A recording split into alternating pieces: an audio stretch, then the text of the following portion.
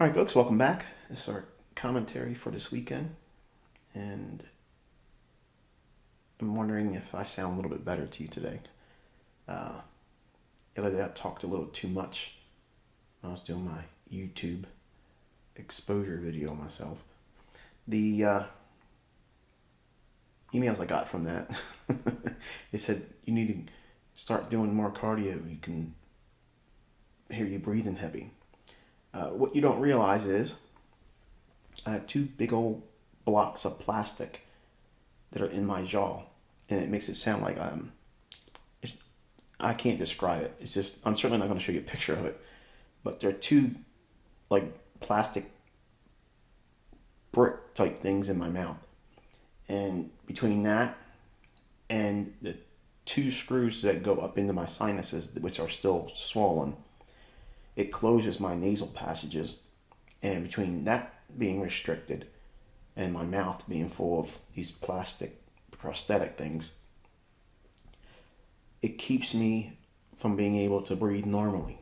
So as you saw me walk around in the video and talking, it was a little more difficult than sitting here, obviously. Um, I'm not a couch potato by profession. I do have cardio that allows me to move around without breathing heavy, and obviously I don't smoke, but I appreciate all of your concern, but it's just I have all this stuff going on in my face and it makes it difficult to breathe normally. So hopefully when the sinuses aren't so swollen, I don't have to wear breathe right strips constantly just to get air in my nose. Then hopefully I'll be able to move around without sounding like I'm gasping for air. All right, so with all that crap out of the way, the dollar index daily chart here. I zoomed out a little bit. You can see this SIBI sell sign of balance, buy sign of efficiency. Very difficult to say right now. This is an area where I'm expecting to see the dollar try to reach up into. That might need to be rebalanced. And with that in play, that sets up consolidation to weakness on foreign currency. US dollar hourly chart. Now I like this little fair value gap here. I would have liked it more had it been still trading this week. Okay, in other words, if it wasn't the weekend and the uncertainty of where we're going to open up on Sunday, I would have liked to see it trade down, come into that a little bit, and then expect it to rally up. That might be what happens, but it doesn't need to do that. So it's one of those, well, if it can get down here and then react, small little fair value gap, order block, bullish or whatever, that might set up a run into that.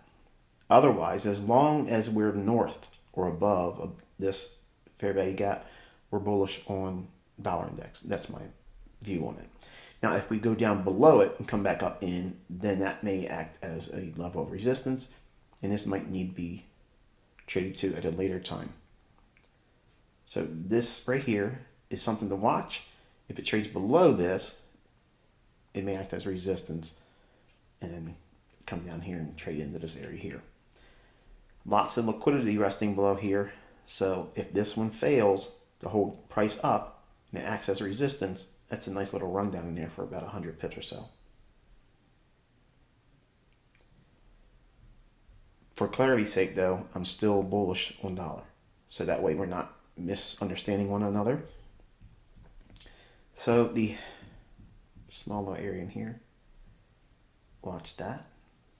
If it just drifts lower, or if we gap down, come up, fill in the gap, and then trade down to that level, that would be something to watch as well. I just like the idea of the price drawing up into here. And how we open on Sunday is, like I said, a mystery. It's never known to me how they're going to open up. And you always have to weigh out your analysis and what it may or may not be doing based on Sunday's opening. Euro dollar daily chart.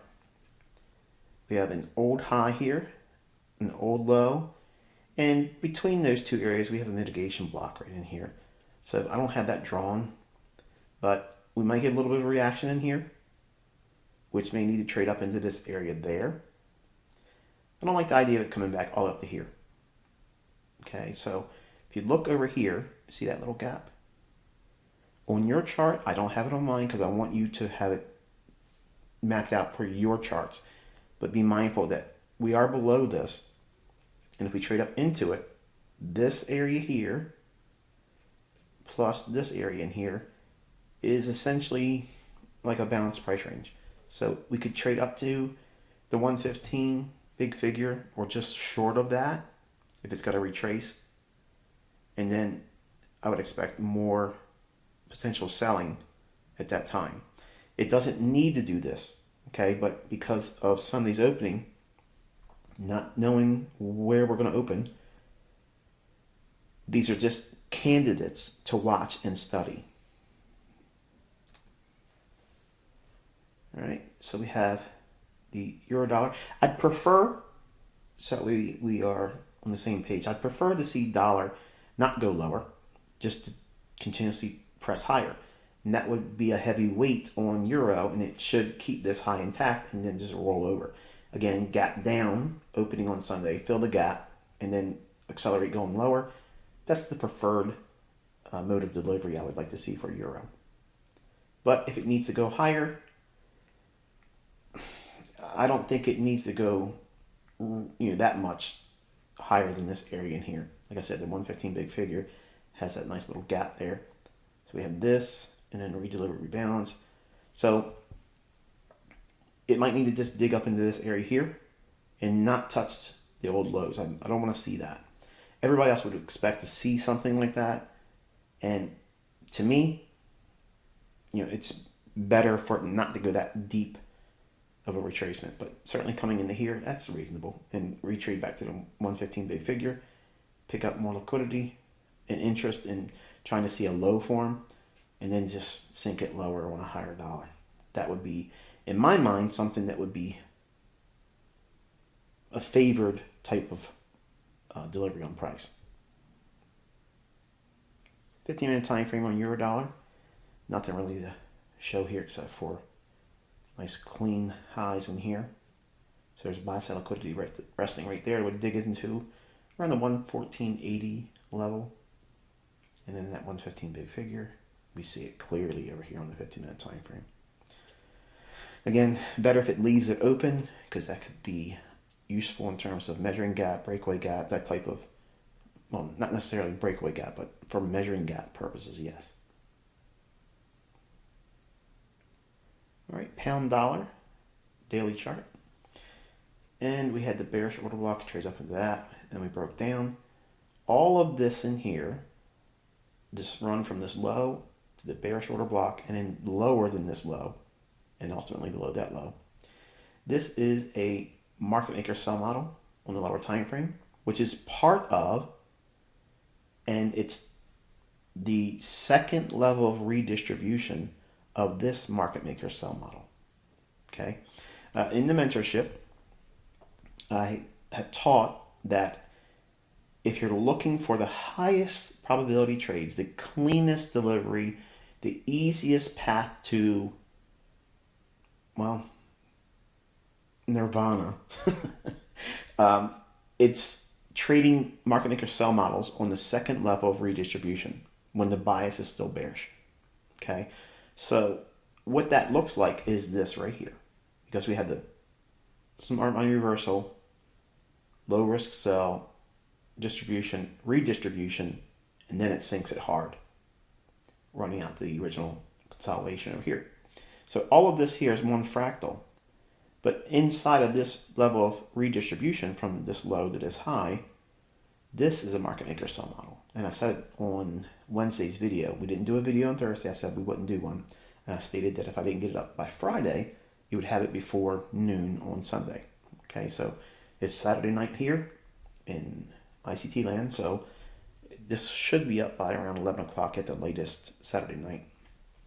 But this distribution level here is part of a larger daily market maker sell model, which on a lower level creates that same market maker sell model on a smaller fractal, reacting off of this bearish order block, bearish bias, bullish dollar, sends it lower. With that in mind, here is that bearish order block. You can see it trades up into that. Here is the original consolidation, accumulation, more accumulation, smart money reversal, low risk sell, distribution, redistribution, then sends it lower. Now this is on an hourly chart, and I'm going to flesh this out because I want to teach you what this looks like and why I was confident with that trade in here on the 10th. On the 15-minute time frame, just to get this time frame out of the way, if we go higher as a deeper retracement, notice that we have these relative equal highs and the sell side imbalance, buy side inefficiency. It might need to poke through that and clean up some of this. I'd prefer to leave this area open, and it can trade up into here, and that's fine. Take out some trailed stops here, and then maybe make an attempt to go lower on these lows, again, with the confirmation of a higher dollar. Now let's go back into that hourly chart because I want to teach you a little bit more about the sell model and how you as a trader will learn the price action model 6 and 7, which is the closest thing out of all the models. And when I say these types of things, everybody gets like, ooh, that's the one I want to do. That's the one I want to do. I want to do what ICT says is the closest thing to his personal trading. Don't hear me say these words, and I'm actually tempted to edit that part out, but I'm not going to because I've already said it before. When I'm teaching those models as a charter, you'll hear me talk like that, but it is an unfortunate thing I wish I would have never said because it forces kind of like a lack of interest on all the other models. And that's unfortunate because, again, I don't go in and edit anything. It is, once you have it in your hands, once it's uploaded to the server and the link is posted, I never, ever, ever edit anything. It is what it is. So when you understand how you can work within the market maker buy model and sell models, the holy grail of these patterns is understanding what the pattern looks like overall. Because if you can see the setups forming in the overall market structure, and what do I mean by that? Well, the daily chart, remember this was the bearish order block. In this low, it rallies up into that bearish order block. It does not matter if you've seen this as a sell. It doesn't matter if you sell short there, because this is the smart money reversal. While you're developing, let these go. Anticipate them, and then let the market prove itself to you. We have a short-term low here. The market trades down below it. Bam! We are now set for the sell side of the market maker sell model. That means the market's going to go down. This is the curve, midpoint. Everything to the left of that, this is the buy side of the curve. Everything to the right of this high is the sell side of the curve. What is the bias? The bias is bearish.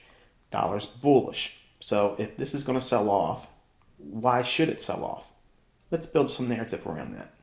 Well, we have the range between this high and this low. So from a PD array matrix, equilibrium is here.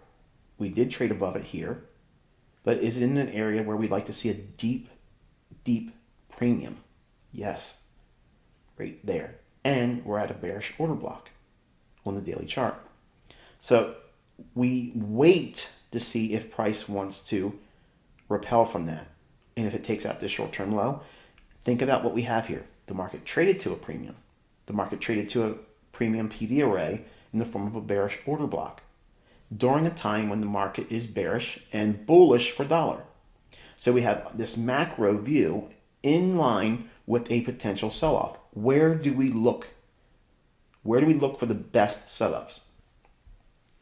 In that shaded area, if it trades up into that and it's a PD array that's a premium, that is like a lead pipe cinch trade, to use my mentor's catchphrase from his 1970s book, How I Made $1 Million Trading Commodities Last Year.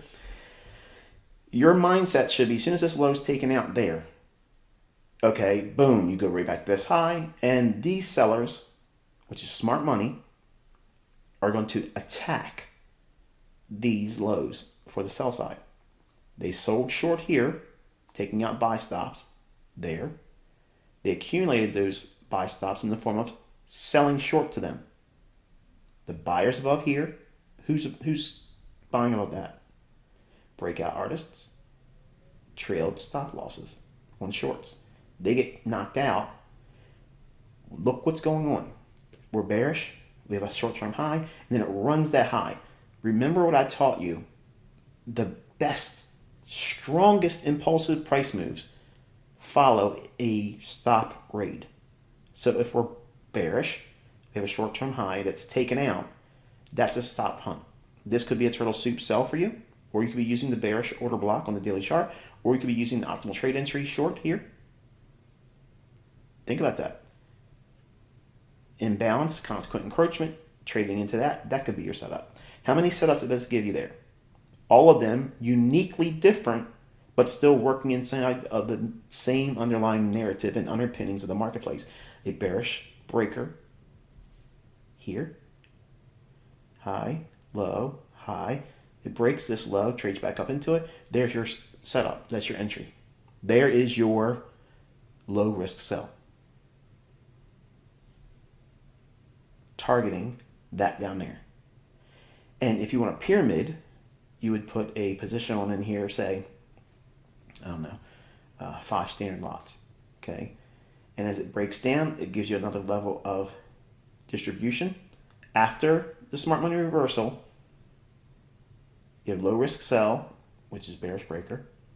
Then you have, we dropped down to a from an hourly chart to a 30-minute chart to get more refinement here. That imbalance, look what we're doing. We're back into that, as I mentioned on Wednesday. So that's distribution. This is the breaker. This is all time distortion. Displacement. Back inside of the imbalance. Optimal trade entry as well. So we're back inside of this area of accumulation before it goes up and hits this level. Once it breaks down, you go right back to the left side of the curve. This is the buy side of the curve. And now because we're on the right side of the curve, which is the sell side of the curve, in other words, when everything should be looking for resistance or premium arrays to sell short from, that's this level right here. Okay, so this down close candle right before the run up, you're matching up the down close candles over here on the left side of the curve with rallies that go into those same levels on the right side of the curve, which is the sell side. So distribution. So that same level of distribution here, now we're looking at on a 15-minute time frame. As this starts to sell off, we have another level of redistribution. So this one here and this one here are very strong candidates for going short, targeting this level on here, which is that old low, where below it is sell side liquidity resting below the original consolidation. So when you're looking at it like this, if I just showed you this chart here and I said, look at this market maker sell model, without stripping it down from the daily chart to the hourly chart to the 30-minute chart to the 15-minute chart you see here, it would be very difficult for you to see this as a market maker sell model. This would just look like a downtrend. Okay? That's why it's important for you to go through your higher time frames and break them down from a top-down approach to the lower time frame, but understanding where these sell models and buy models are expected to form. If your higher time frame charts are loaded for a bias that's one directional, like cable was bearish and dollars bullish, if that's the case, what you're looking for is every opportunity for the higher time frames to sell off after running up, like a swing higher. That whole idea is a potential sell model, just like this is here. From this low up to here, this is a market maker sell model. From here to here is a market maker sell model. Even on this little area here, if you strip it down small enough, I mean, it's probably really forcing the issue, but nonetheless, it's still there. So every time you see a swing higher, you expect it to go lower. That is where you formulate the market maker sell model and find where the previous down close candles were used before the market rallied up to create the turning point at the smart money reversals. Every short-term high that returns back to a level of a premium, which was a buying opportunity on the left side of the curve should act as a shorting opportunity on the right side of the curve. Now, for the 2021 group that's in here, what I just stated probably went right over your head, and it's going to feel like, man, you just talked in a whole lot of mumbo jumbo. I promise you, when you get into charter, because all the charter members are smiling because they're like, I get this now. I get it. Because you've seen and learned the lessons around the price action model 6 and 7. This idea of going into the price action and stripping down the elements of a trade setup using the market maker sell model here, it gives you the context to work with one side of the marketplace where the setup should form and when they work towards creating additional entry points. So if you went in with a 5 lot, the next entry could be, pyramiding, a 3 lot once it drops down more. So what does that mean? You could sell short here and it comes back down into this level here. That could be another level where you could sell short 3 more contracts, or 3 more lots rather. You can hear the futures trader in me. And then this is another one where you can add 1. So it would be 5, 3, 1. So you'd have 9 standard lots for a run into this level here. That's how you pyramid effectively. You're not taking a 1 standard lot, then 5 standard lot, then 10. That will blow your account. Even if you're right in your direction, you could still get tagged and hurt you. You want to start with your higher portion, but not maximum leverage. Okay, you want to do like something that's reasonable. Like when my competitive margin is used, in other words, what I'm willing to put on as a maximum, it's 4.5%. That's my maximum risk per trade, 4.5%. I do not always trade with 4.5%, but I did it because I'm going to teach this lesson as you hear me teaching it now. I'm showing effective entry, trade management, visibility with seeing where these order blocks and institutional order flow entry drills, which everybody's buzzing on YouTube. They're like, well, what is that? When you watch that video on YouTube, you as my students here understand intimately what I'm doing. And I'm doing it in live data, not some rented server, not delayed data. I'm reading it like a book I've read 12 to 15 times, and I know it like the back of my hand. That's because I'm applying the very things that you're learning here. If you can just sit still for a minute, let your mind sit still. Don't think about nothing. If you're watching TV, if you're writing anything down here, stop and just listen to me for a minute. The thing that you're looking for that's in this mentorship, that is in plain sight, and I say this all the time, but you don't listen, okay? You're not grasping it and understanding the importance of it. I teach the market maker sell and buy models because it gives you the very context to find the highest probability trades, the easiest ones that literally leap off the chart, and they're always there every single week, but not every single time frame has them, but they appear every single week. You just need to know, where's the market likely to draw to. That's where the majority of your time should be spent. Not where do I get in? Because that is the easiest part. The hardest part is for you to learn on your own without me guiding you and holding your hand. I'm here teaching every single week with you what I believe the draw and liquidity is in the commentaries. I give you my experience in that regard. I do not rob you of the opportunity and the epiphanies that will come when you go into the marketplace looking at the things I teach you to look for based on that draw on liquidity. So if we're looking down here on Wednesday as a potential draw on liquidity, that is to mean that maybe that this weekly range is going to create the high on a Monday, Tuesday, and continuation on a Wednesday. Well, it just so happens there's the high of the week on Tuesday at that bearish order block. Then we had the imbalance on the higher time frame that we traded down below, came back up in there. That is what? That's your sell. I stated earlier in the week before Wednesday that if we get below the fair value gaps and come back up in, that's going to be your level of resistance, and we expect selling. Okay? So we have the weekly range ideas that I teach here, and then the continuation on Wednesday. What's it reaching for? The liquidity below that low down here. But you're applying the market maker sell model to give you framework, context to use. Okay, if we're going to go down here, that's well and great.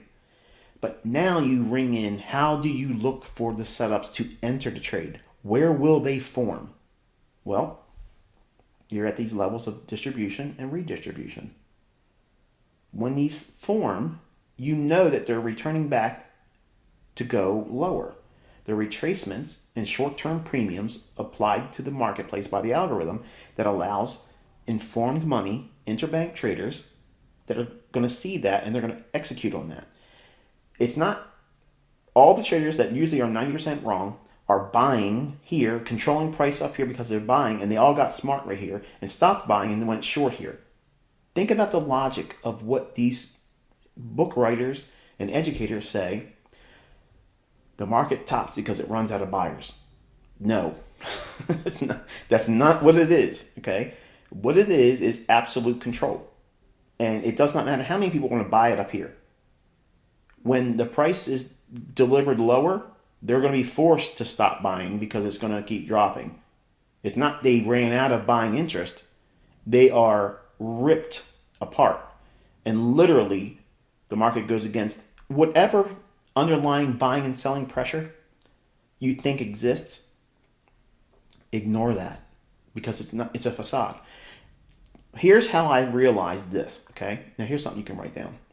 Not that you can't write down what I just said because everything I just said was really good stuff, but I wanted to talk to you without being distracted by you trying just to keep up what I said. Go back and rewind the video a little bit and then go back and get your notes taken from there. But I wanted to speak to you without any distractions. But when you're looking at markets like commodities, okay, or index futures, they're very volume centered. Okay, those markets, I like looking at volume because you have real volume figures. You ever notice how the market creates, like here, like you get a high, and then you get a higher high. And volume might be really high on this, and then it rallies higher, but the volume is lower there. Why? Why is the volume lower there? Because that lack of new buying is being reflected in the volume. There are times where you'll see there's a high here, which has a high volume. Then it has a higher high here and lots of volume. But I was taught that volume precedes price. And I teach this, okay? I teach this even in the mentorship and the commodity portions of this mentorship. But the times that you see high volume on this high and then higher volume, okay, when I say volume, it's the actual number of trades that were placed during that time. If you have a high with a higher high and the volume is higher on that one, people that just look at volume would see that as, okay, that's confirming the uptrend. And that's what I originally learned. But it's not always the case. That higher volume is just being reflected with smart money coming in, selling into that rally. So when we had this higher time frame bearish order block up here, I'm thinking that volume being high here and higher here or high and lower here is of no importance to me. I'm not interested in that because either one of those conditions could exist. So I'm not looking at a volume idea, not that I would anyway because this is pound dollar forex, but if you looked at the British pound futures contract, and I didn't do this, so you might want to do this for yourself, look at the volume on bar chart and pull up the futures contract for British pound and look at the price action on the 9th on a 15-minute time frame and then apply volume to the chart and look at the relationship between this high and that high and see if the volume is higher or lower just for your own observation. But because this was an underlying bearish PD array, or premium array rather, this whole idea of looking at volume or that markets top because it runs out of buyers or there's an increase of sellers coming in is absolute nonsense. That's not what this is. And you're led to believe all these things. The problem with this is going just to volume. How do you reconcile that? When you have volume that could be interpreted as high volume here and lower volume, there was less trades up here, versus if the volume is high and then even higher here. How do you reconcile that? See what I mean? So it creates an opportunity for two camps to say, my method works, when neither method is even the basis of why the market's turning here. The bearish order block within the bearish market condition and environment's bearish, and we are inside of the peak or smart money reversal of a market maker sell model on that daily chart. So I'm demystifying, okay, everything that everyone on the outside says, oh, I'm overcomplicating, I'm renaming this. No, I'm stripping and peeling away the onion one layer at a time. And I'm going to take you down to the sweet center of the onion. Okay, not the dry, flaky stuff that you choke on if you were to eat it. I'm taking you to the heart of the matter. And when you get inside what these price action swings and moves are doing, it removes all the ambiguity.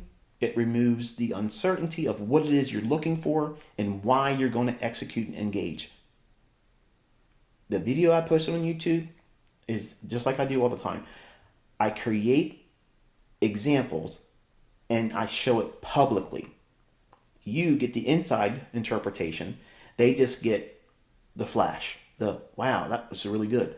And everybody around the world that's not here will swear up and down that I'm just doing the best trades.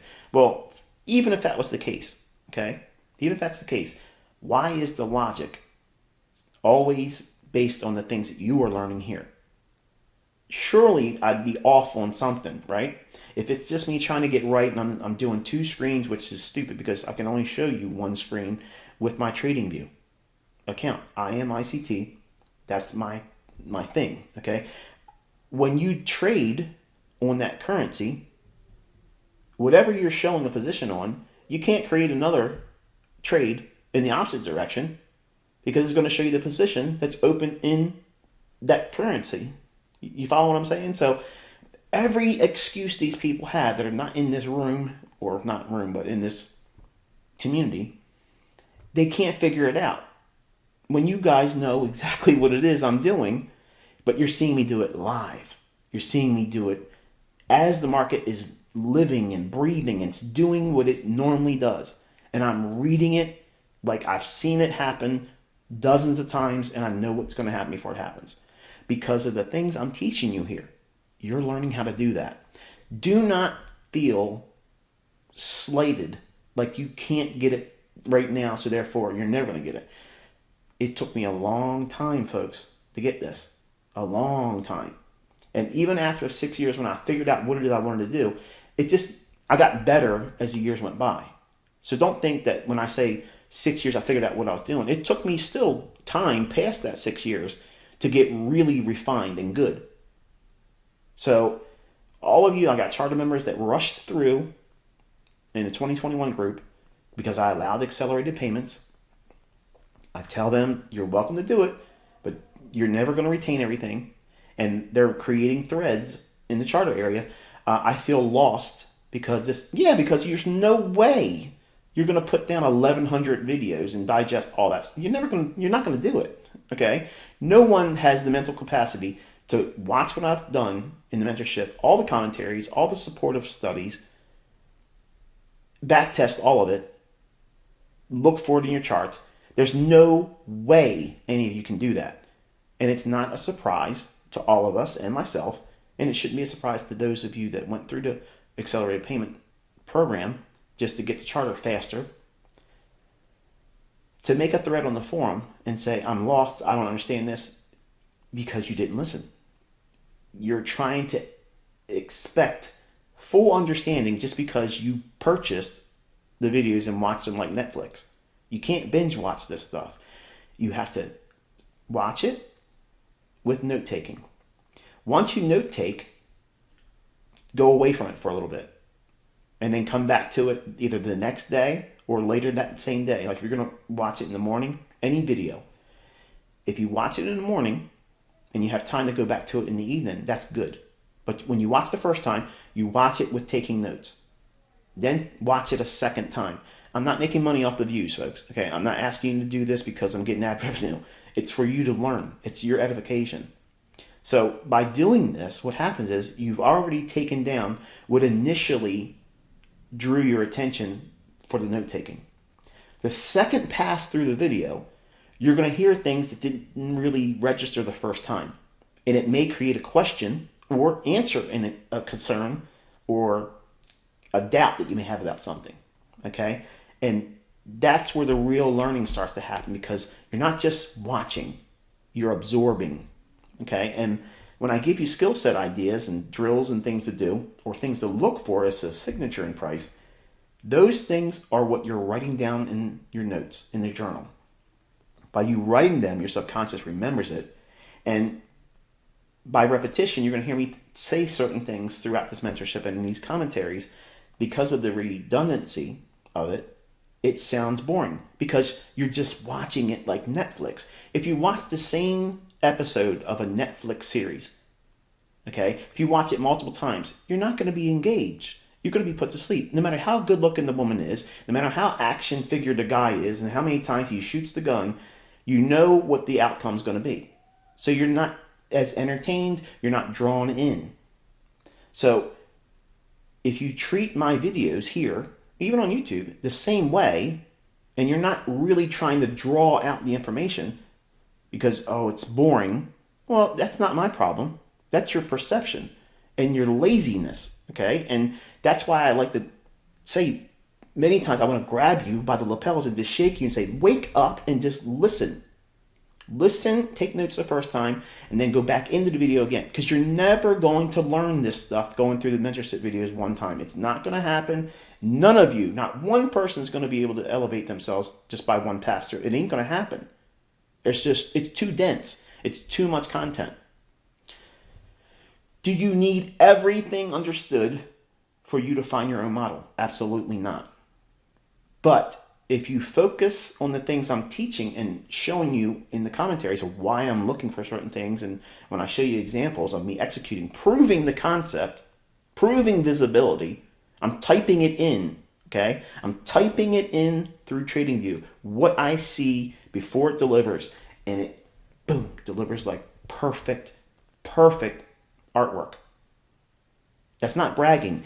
That is a testimony to understanding the very thing, the craft that I'm giving you, that I've spent my entire life working on. Once you understand these elements, it removes all that rush. I need to do it right now. Or I'm getting uncomfortable because I can't do it. I should have learned it by now, because everybody over here on YouTube is talking about how it takes 2.5 years or 7 years or 10 years or whatever. These are people that complain because they never would have gotten it anyway. Period. That's why they dropped out. They are weak students. And it's not because they're just weak here. I guarantee you they're weak in every aspect of their life.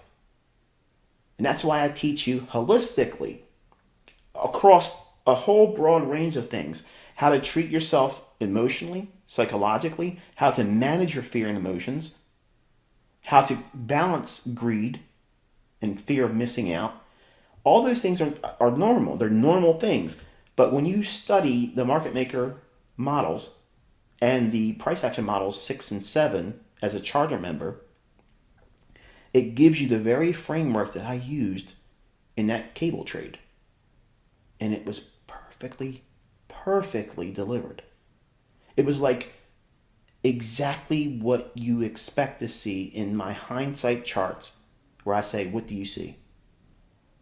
But I see it before it delivers. That's what you're learning here. Do not make threads in the forum and say, I'm upset with myself because I'm failing and I should have done this because I've done 2 years and I should have gotten it by now. Who says that?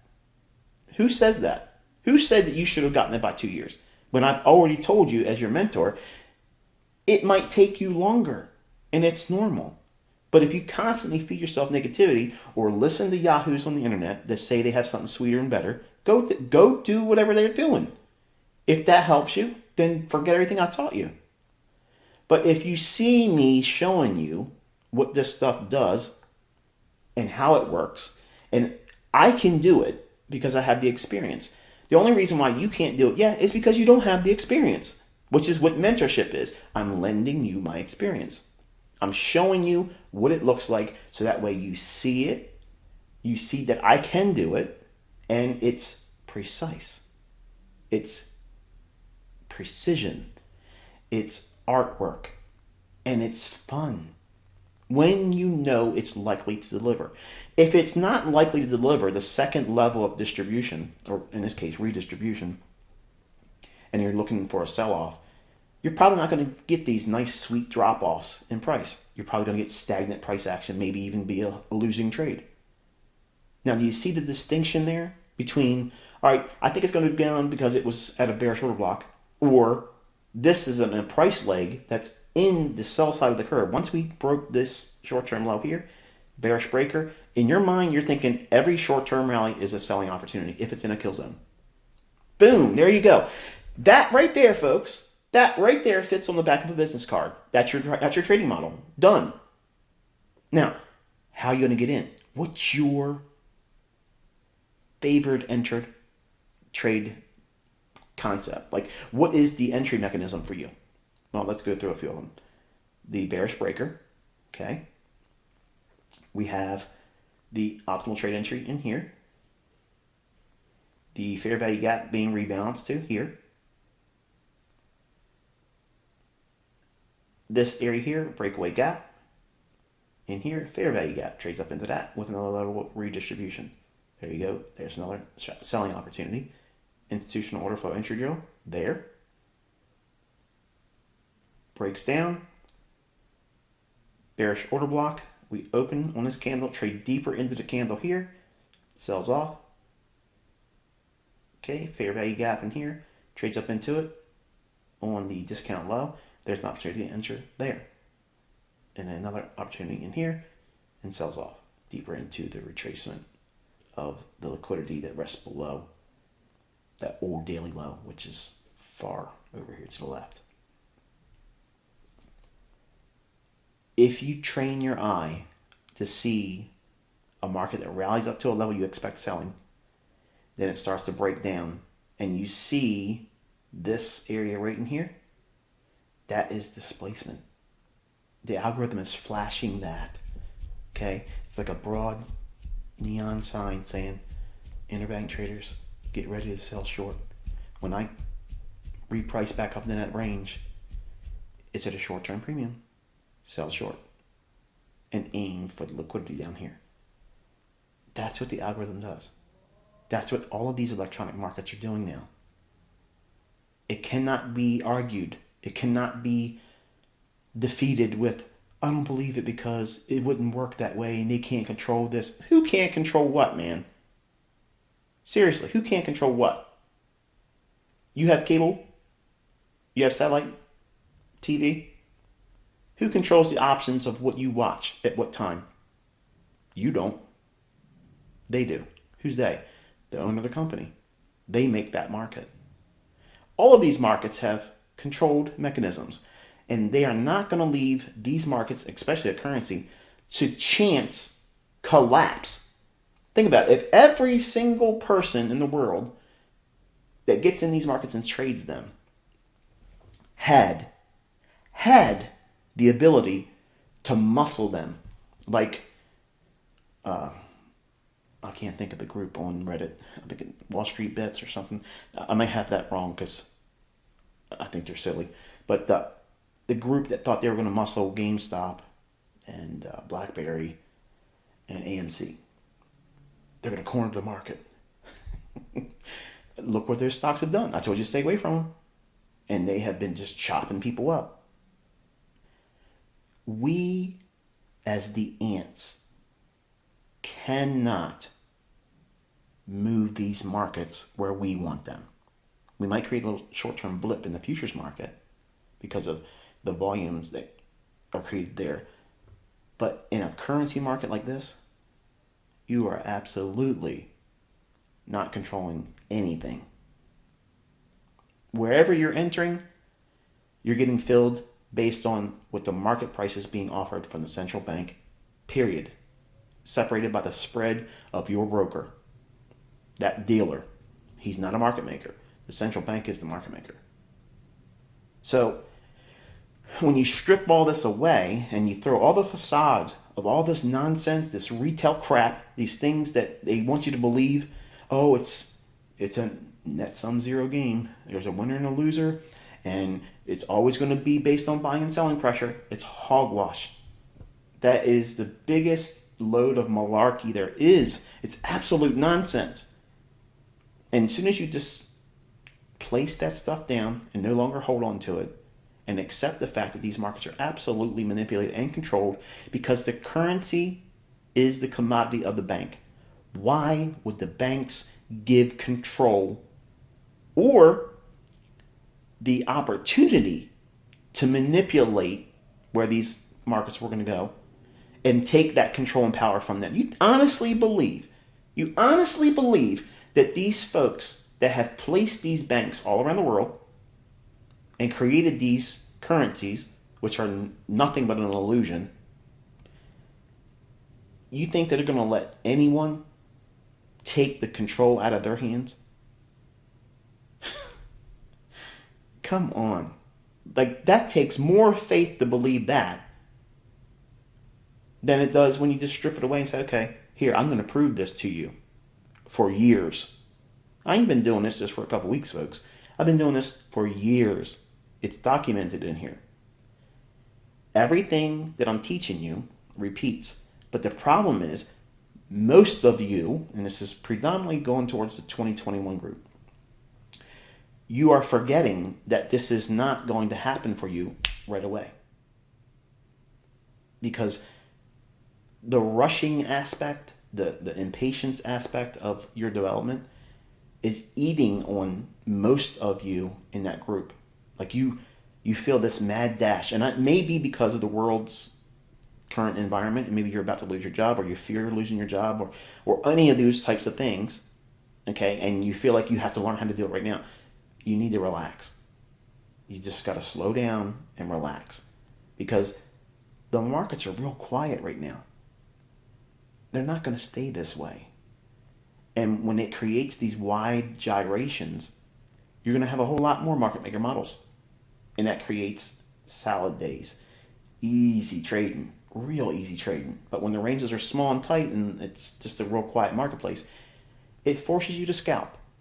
And it's unfortunate because a lot of you aren't going to want to do that type of trading. So it feels like, oh, this is broke, or the concepts don't work, or this, or it's that. When you just aren't able to see because of the experience, which is the reason why I tell you, you have to go through a full calendar year to see what the seasonal impacts are. Then, while doing this and studying it for a full year, I'm teaching you components and conceptual ideas modularly that lead to a trading plan and price action model in Charter.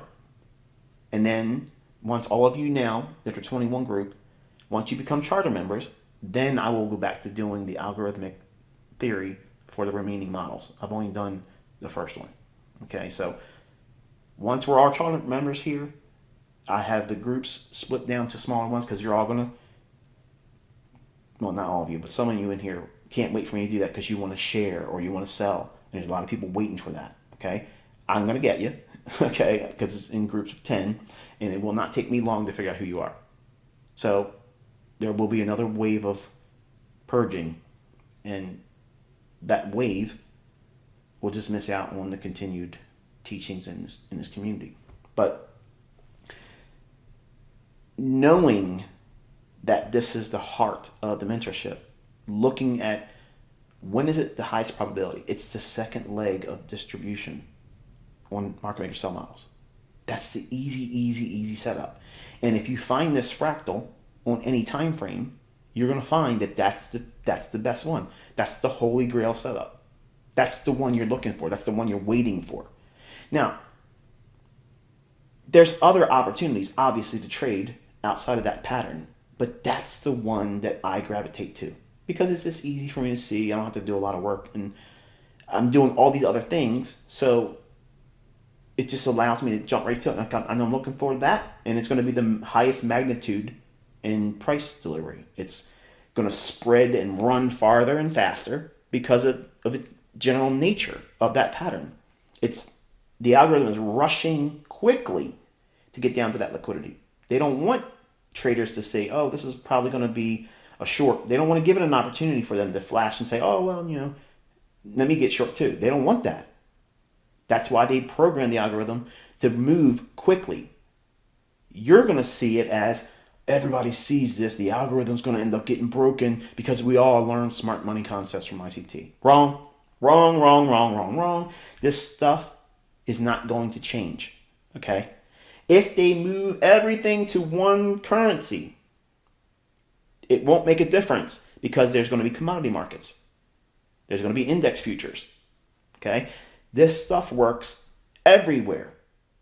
Everywhere.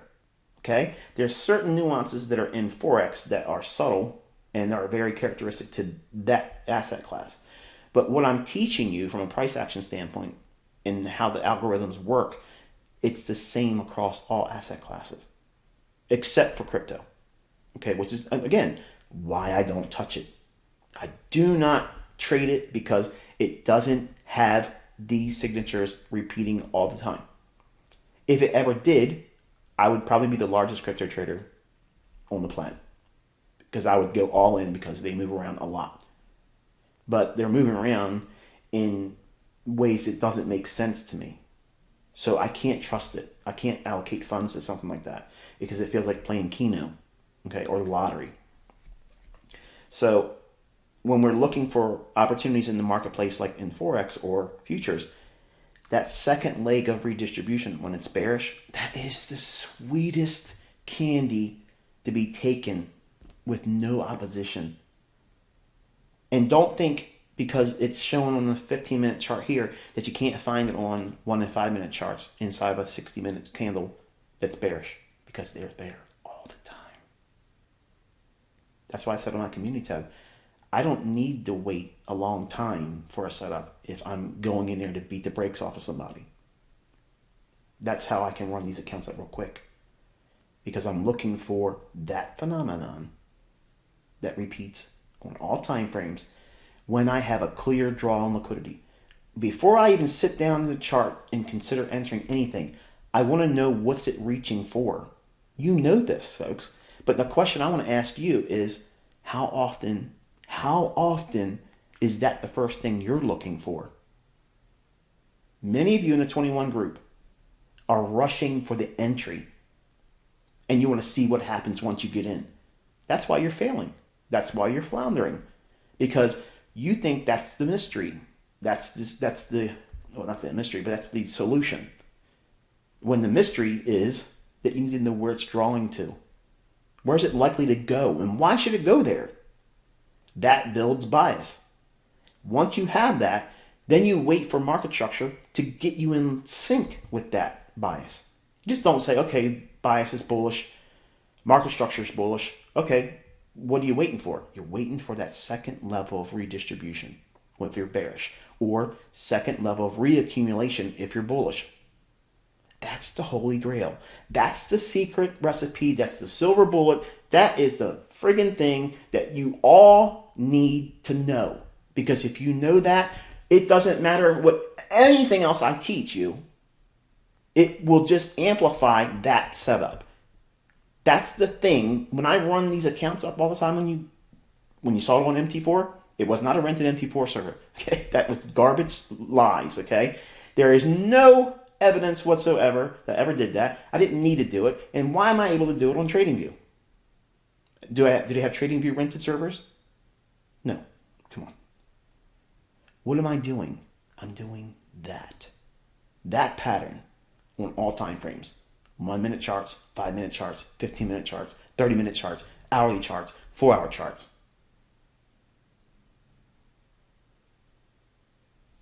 That is not hard. What's hard is for you to grasp the fact that that's what I'm doing. And that's all I'm doing. I'm looking for that unicorn pattern that evades everybody else's perception and price. But it's there if you know what you're looking for. Everybody out there talks about market maker sell models, and they look at this and look at that, and they want that smart money reversal because, well, smart money, that sounds like they're the upper echelon. I don't need to enter there. I can, but I don't need to enter there. You don't need to enter there, but you need to understand that that is what it is. And once the market proves to you there, that's your real break in market structure. How do you know when the market structure is really broken, Michael, and not just a retracement for stops? What I'm teaching you here. Folks, listen. I'm literally compressing. For some of you that are in 2021 group, it's going right over your head, okay? I know that some of you might be thinking, wow, this does make sense, and you still really don't got it. But the folks that have been in 2016, lessons like this really gets their juices going. Okay, 2018 group, 2019 group, they're like, hell yeah, this is it.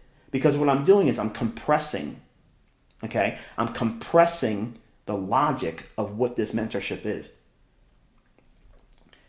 I could teach you how to trade just like I do in about 3 to 4 days, with the assumption that you understood all of the components individually beforehand.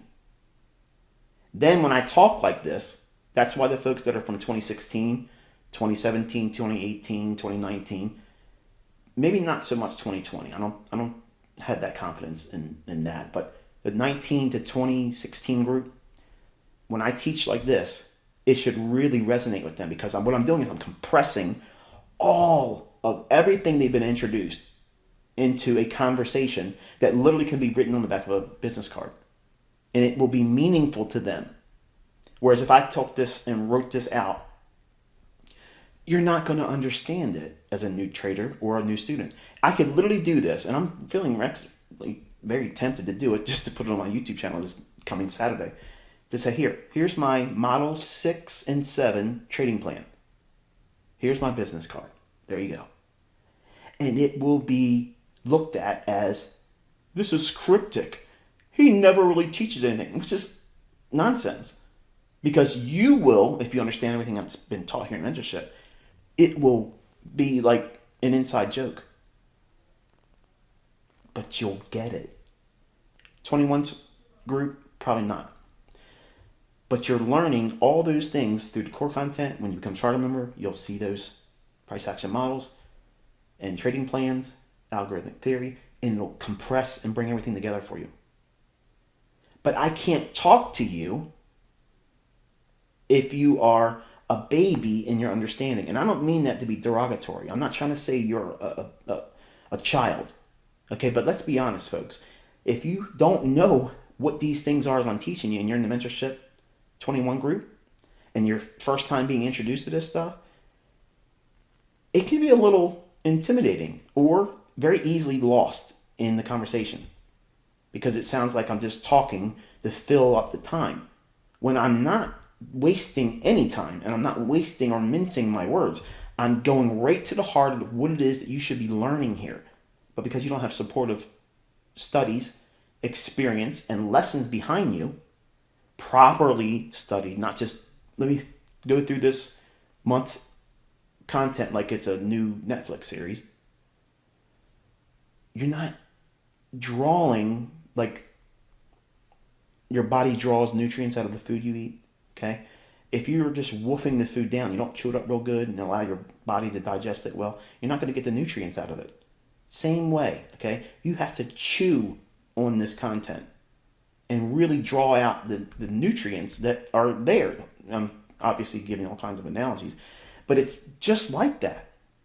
And once you strip down the whole entire thing, the whole thing as a complete collective thought and mindset, then it's easy to go in and see what I'm showing you here.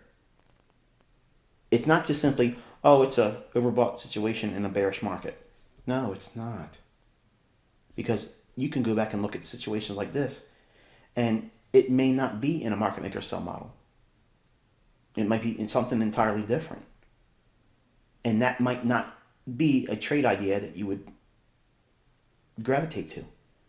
In that instance, it's a trade that you would just simply let go and you're not going to be upset about because it doesn't fit the criterion that is placed in your hands in this mentorship. So when I teach like this, all it's going to do is get your gears turning about how you want to be a Model 6 and Model 7 trader. And that's fine. I just don't want to twist your arm and make you think that that's the only thing. And if it doesn't work for you, that you feel deflated and lost because it didn't work for you. This is the reason why I tell you, try all of the price action models. You get 12 of them, okay? The first one is easy money.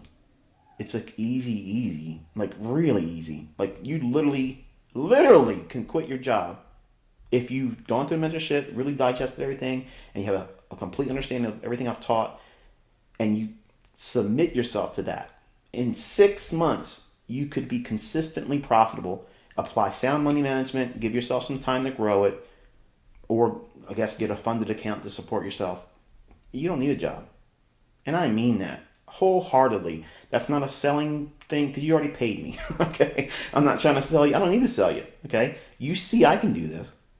And there's students in this groups that can do it too. They're getting funded. They're doing it with their own funds. It's something you can do. But the problem for most of you is you're putting these barriers that are really not barriers. They're just things that you're hung up on.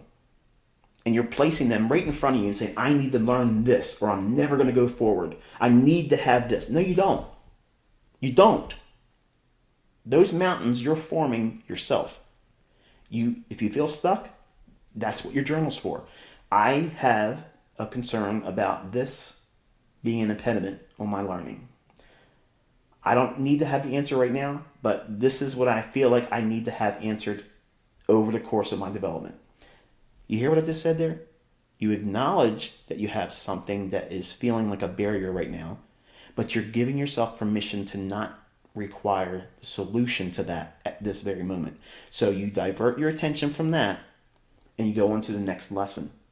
And you're going to find by doing it like that properly, with real good note taking, and then watching it again to draw out the things you may have missed the first time.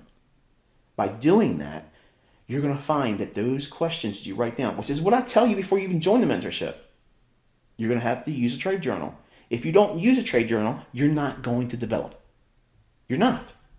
And everybody that has said, I'm not going to do a trade journal, I said, stupid. Or I don't know how to really do one because I don't have one like ICT's. It feels like it's waste. I don't have time to do this. Well, your results are going to speak for itself. Because every single person that's done very, very well here are one that submit to journaling. Because you're not going to disarm yourself emotionally and psychologically without doing that. And what do I mean by that? You're going to remove this plague of problems that you're creating for yourself by placing them in your journal. You're acknowledging that these are real concerns for you, but you're also giving yourself permission to not need to have that answer right now. And you're writing that out. And what that does, it places that forgiveness in your subconscious, and it allows you to let go of that problem. That it's like, well, it was exactly like it was before I had the surgery. I was nervous about being put under. I didn't want to go under. And had never having been put under anesthesia, I was worrying, and I couldn't do anything the night before. I was going to do a video. I couldn't do it. I could not do anything. My wife wanted to have a conversation with me. My kids wanted to talk to me. I wanted to do something with you guys. I couldn't do it. I'm completely just consumed by it. That's what you're doing with things as you're learning here. Okay, I need to learn how to get the right order block. No, you don't. You don't need to know that right now because that'll come over time. But you're obsessively worrying about something that, well, I had to have the surgery. Okay, that had to happen. I had to be put to sleep to go through it. You don't have to worry about that thing that you are increasing so high that it's obsessively worrying you. You don't need that in here. The way you disarm yourself from that is you put it in your journal, you acknowledge it, and you go on to the new next topic. And then as you go through supportive studies, because they all interlock, you don't appreciate that yet because you haven't been to charter level. You haven't gone through all the lessons, and you haven't seen enough commentaries, and you haven't listened to how all these things are drawn together for you to, well, appreciate that perception and perspective that will be given to you because of the time element. Not, oh, I need you to make all your payments to me. I need your money. Okay. No, you have to go through this. This is the way it is. You're not going to get this real quick. So the whole entire process is designed for you to have every advantage. And I teach you how to navigate all of these psychological barriers that you create for yourself. But if you choose not to do them, don't blame me and don't blame the concepts if you don't have the results you're looking for. You aren't doing what it is you're supposed to be doing. And I have had so many students come in here, swear up and down, oh, well, I'm really trying. You might be trying to watch videos, but are you doing everything every single day that you're supposed to be doing? Are you back testing? Are you studying? Are you looking at how much it moved, where it moved? When did it begin to move? What did it reach for? What was the draw on liquidity? What was the higher time frame buy? There's so many things that you have to do repetitively that feels redundant in the beginning because you don't know the benefits of doing it. It just feels like I'm giving you time-wasting drills and just walking you down the primrose lane as long as you keep making payments. That's what some of you think. When all I'm trying to do is push you through 12 months of basic training.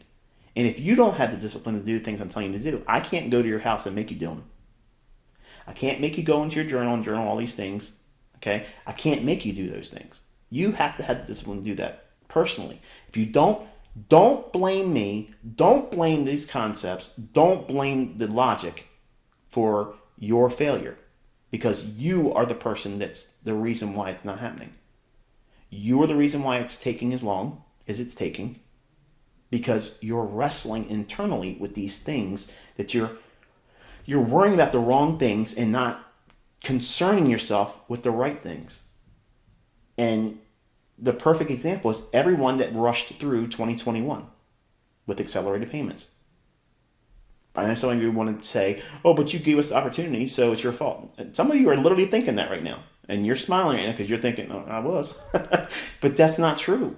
I gave you the option to do it because if you want to do it, and I know some of you do, but just understand that you should not rush through it. If you want to get through all the administrative side of it and just have access to the content, great. It helps us with bottlenecking, and it has done a great deal of reducing all that from the administrative side. But I think I got 4 or 5 people from the 21 group, as I mentioned earlier, that are mentioning in their own little thread they're creating on the forum, which to me is just unfortunate because I said this is what's going to happen if you rush through. You're going to get to the end of all the core content, and now you're a charter member, and it's going to feel like, I don't know what I thought I was going to know. Whose fault is that? It's not mine. It's not for a lack of trying and teaching because I gave you tons of content and drills and things to do and what to look for. And then the weekly commentaries, I'm telling you what I think is going to happen, where it's going to draw to. So you have every advantage except for me telling you to get in and get out and telling you what to buy and what to sell, how much, what's the leverage, and where's your stop. That's the part everybody wants. I'm never going to do that. You knew that before you got in here. But you have every advantage in learning how to do this properly if you submit to it. But all of you that come in here all think you're going to be that crackerjack that says, well, I'm just going to do it my way and then I'm going to surprise and I can figure it out easier because I'm smart. I don't need to have to watch these long videos. Just give me the short Cliff Notes version. Man, it doesn't work like that. It doesn't work like that. I've never had a student, not one time, not in YouTube or in this mentorship, say I'm consistently profitable because I took shortcuts. Never, ever, ever happens. It's never happened. Okay? The folks that have got to that point of consistency and they don't feel that rush that I gotta know what I'm looking for every 5 minutes. Those individuals have submitted to everything I said. They took it to heart. They trusted my guidance. They trusted my mentorship and my experience, and they put it to task. They are the ones that are doing well. That's just it. And it's not surprising because that's exactly what I told those individuals was going to happen if they did it. Now, have some done very good work and have study ethic that is equal to those individuals that are successful now? Have they done that type of thing and have not yet found consistency or their unique model? Absolutely. Some of them are in the 2016 group. But again, the question is, how is it that 2016 members are either funded or trading their own money and they're consistent? In that same group, how is it that those individuals can do it? And there are some that just simply can't trade themselves out of a wet paper bag. And I don't mean that to be derogatory. I'm not making light of it or making fun of you. But my question is, what separates you? What separates you two groups? The profitable from 2016 and the unprofitable that feel lost. I can't answer that. I don't know what you're wrestling with. I don't know if you really did. You might think you did all those things. You might say, well, I did it. And you may not have really done it. That's a possibility. But until you submit entirely to this whole process, your results are going to vary regardless. But you should not be surprised if you've taken shortcuts along the way and if you don't feel absolutely confident about what it is you're looking for, how you're going to engage, what you're looking for in the marketplace to see setups form and why they should be forming and where it should draw to. You got to question, is what you've done thus far been wasted effort on your part, not mine? It's something that other people in here, and it's not a little bit of people. I have successful people here. But I do acknowledge, and I've said this repeatedly publicly and in here, I have some students in 2016 that literally cannot trade. Period. They can't do it. And for some of them, it may be they never will. And that's a reality. And that might require someone like them going outside of mentorship and saying, okay, let me try something else. And maybe they require something that's automated, something that is, mechanical, where it doesn't require their personal interpretation. They just, okay, this says I got to do this. This says I got to do that. Maybe you are predisposed to work with something like that. And if you use sound money management, then whatever, that's great. Or you may try that and say, man, I ain't never going to deal with this. And then you come back to this and you go through the whole process again. I don't want to go through that. No, by the way, I'm not going to do that.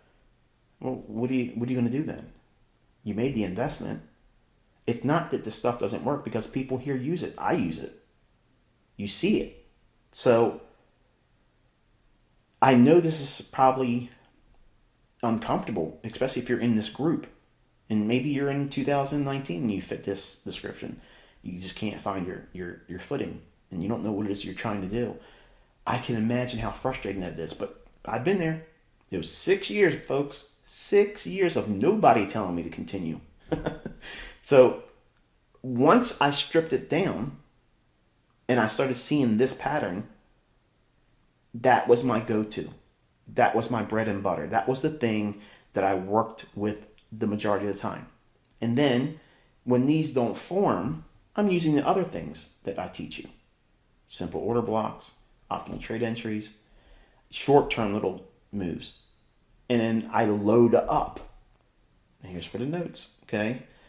I load up on these redistribution and sell models and reaccumulations on the buy models. That's where I load the boat. That's where I push maximum leverage. Maximum. Because I know I have a lead pipe cinch trade. Am I likely to fail? Probably not. I trust everything that's going on in the marketplace and I'm going in full bore. Do I lose sometimes like that? Absolutely. I've lost trades doing that. But I'm not demoralized if I do, because I know this pattern repeats. And if I see it again, I'll trust it and I'll still do max leverage. This is not to say when you think you see it to use max leverage or 4.5% risk on your trade. Don't do that. Okay, I'm not saying that. I'm teaching you how I interpret it and why you see me doing 4.5%. 4.5%, not 5. 4.5% is my maximum leverage. But when you see me forcing, the highest leverage on a trade, it's on this framework.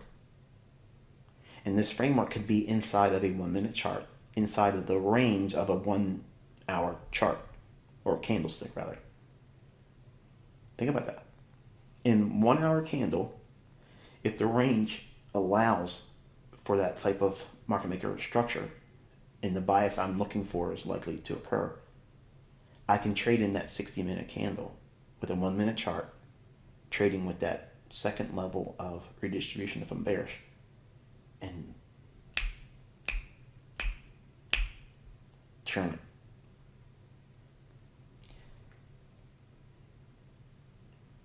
It's a beautiful thing, folks, once you understand it. But you have to know everything and be familiar with everything I teach you here.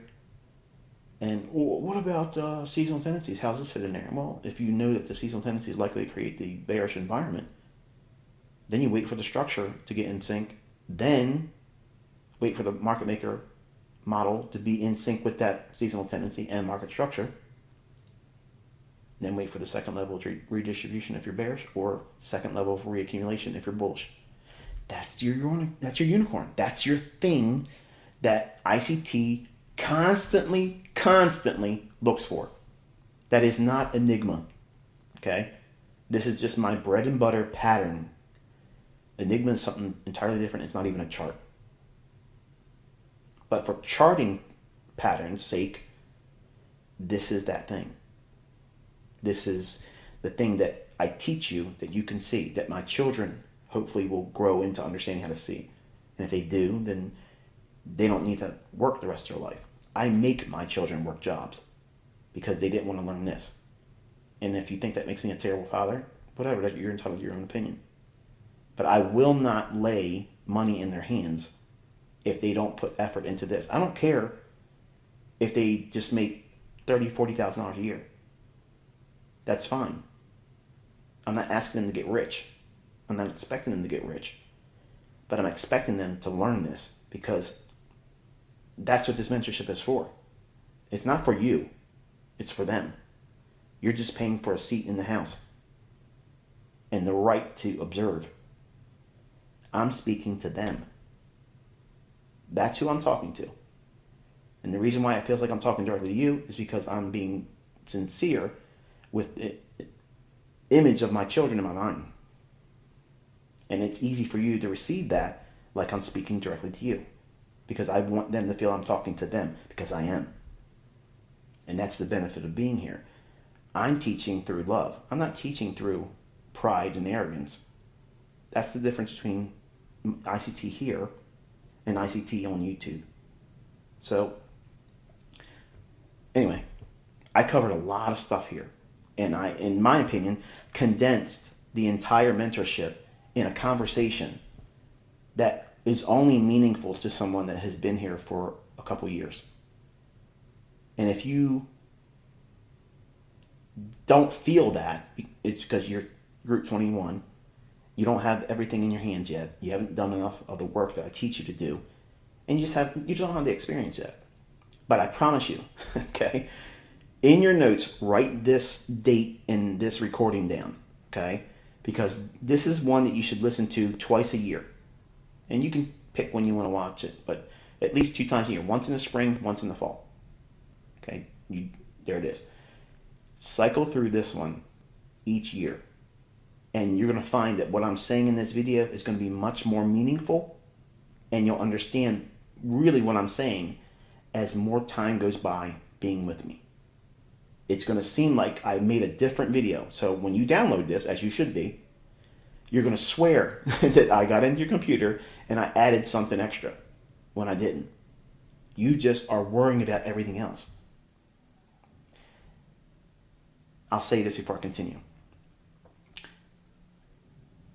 I did a magic trick in the Illusion of Choice SoundCloud. And I put that same video or audio on a video on my YouTube channel. And it's an exercise in priming. The listener feels like they have a complete and wide choice of things when it's a predetermined outcome. I have 2 outcomes that I'm delivering. You don't feel it happening, but I'm manipulating your perception, just like a market maker does in these charts. That illusion of choice and the things that your attention is being held on prevents you from seeing the forced outcome. That same phenomenon is what you in here are doing to yourself if you're struggling still and you've been here for years. You're putting the concern at an elevated level on things that have been proven to be barriers for you because you make them barriers. You need to lay it down, go back through the content, not thinking about you needing to figure that part out. Because you're obsessively thinking about that thing and it's holding your attention. So why is it a surprise that anything I teach you beyond what you've learned up to that point that's a sticking point for you, why are you surprised that you can't learn past that? Because I'm not holding you back. I'm not withholding any new content or teaching. Obviously, this lesson here is gold. But it's not going to be gold to a new student. It's not going to... If I put this on YouTube, I could literally take this video and load it to YouTube tonight. And they'd be saying this is a long, boring video. But for folks that have been here for a while, and they're familiar with the market maker sell model and buy model, and they're familiar with market structure, they're familiar with the draw and liquidity, they are familiar with the weekly range phenomenon. Out of another 21 group member, let me hold that thought for a second. If I'm not mistaken, I think it was a 21, but I think now I'm thinking about it, it's a 20 member.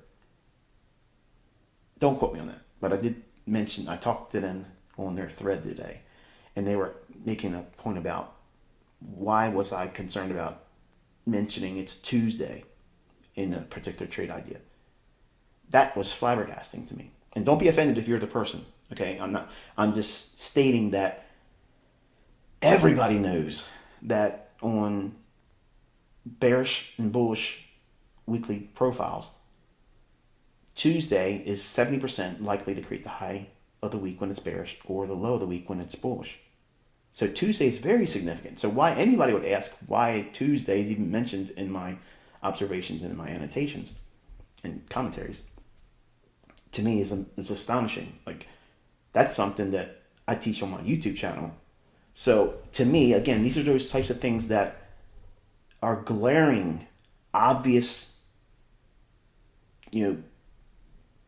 bulletin points, okay, that scream that this is somebody that didn't really go through the content well, didn't take proper notes, and was worried about other things instead of the lessons individually, and drawing out the insight from each individual lesson, which will build on your complete understanding over the time of the mentorship's 12 months core content, and then what you get in charter.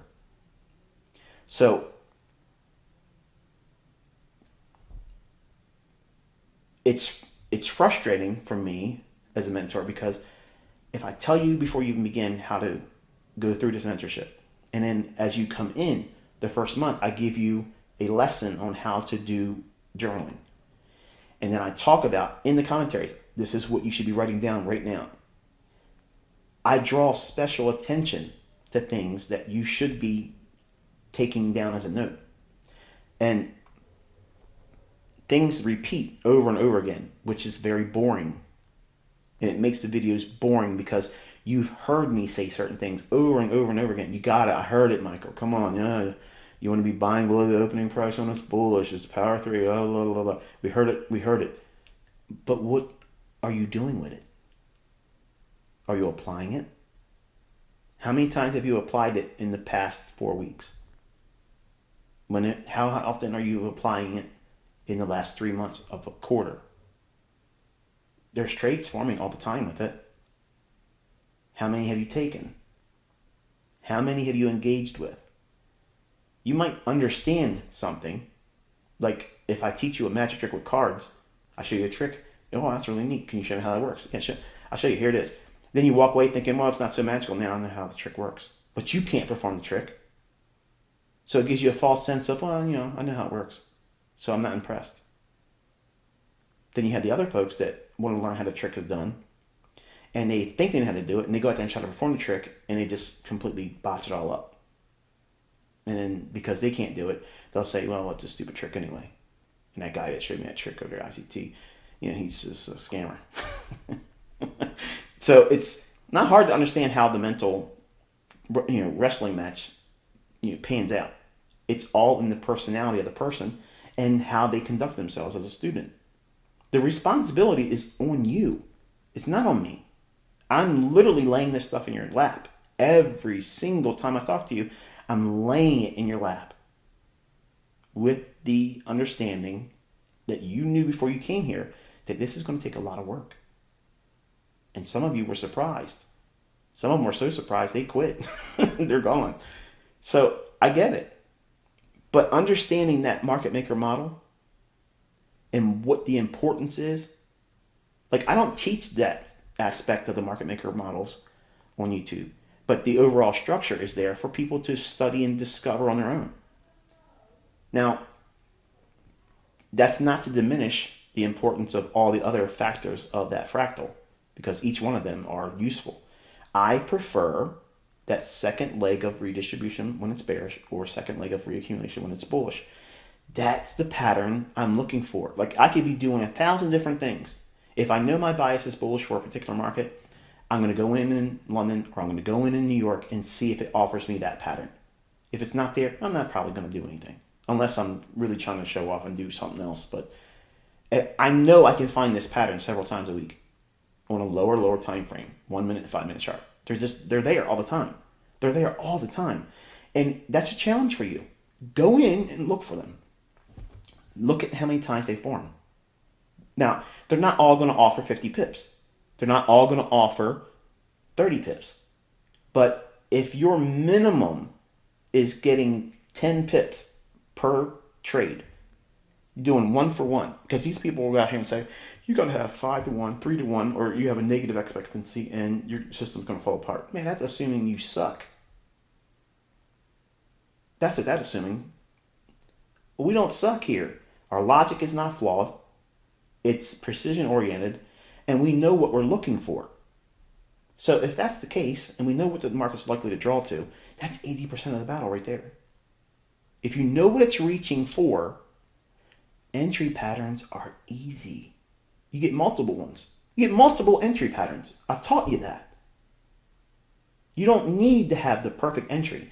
You need to have the perfect understanding of where the draw on liquidity is going to be. Where's the market going? Why should it get there? What time should it get there?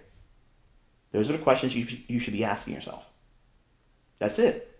That's the mystery that you need to solve for yourself. Because I promise you, if you get that under your belt, everything else becomes easier. But for whatever reason, your human mind, just like it was for me too, I wrestled with all these insignificant factors, these things that I felt were paramount for me to understand, or I can't succeed. I wasted years, folks. I wasted years, so many years, trying to worry about figuring out something that had absolutely no bearing on my success. The things I worried about early on, I don't even use that stuff anymore. Perfect example, Trader's Trinity. You got people here in the 2021 group making threads. Hey, could someone show me how to use the Trader's Trinity? Did you learn anything about the Trader's Trinity in this mentorship? If you're a chart member? Hell no, you didn't learn anything about that. It was just me introducing how I started breaking down the market from price swings to equilibrium, and every range could be divided in half, and then it was premium to discount.